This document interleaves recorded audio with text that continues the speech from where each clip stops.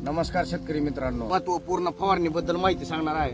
तर याच्या अधिक फुटव्यासाठी त्याच पद्धतीनं गहू पिकाच्या जोमदार वाढीसाठी आपल्याला सुरुवातीला 20 ते 25 दिवसाच्या दरम्यान 1261 हे विद्राव्य खत नॅनो युरियाचा वापर करायचा आहे. त्याच पद्धतीनं रसशोषक किडीच्या नियंत्रणासाठी थायमिथोक्झाम किंवा इमिडाक्लोप्रिड यासारख्या कीटकनाशकाचा त्या तांबेरा रोग येऊ नये यासाठी प्रतिबंधात्मक फवारणी म्हणून आपलं M45 22 टीन किंवा साप या बुरशीनाशकाचा वापर करा. याच पद्धतीनं काळूक येण्यासाठी जाईम बेस टॉनिकचा फवारणी करत असताना आपल्याला त्याच्यामध्ये सिलिकॉन बेस स्प्रेडरचा वापर देखील करायचा आहे.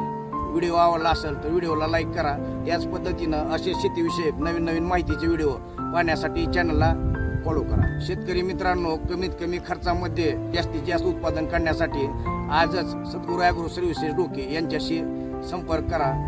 धन्यवाद.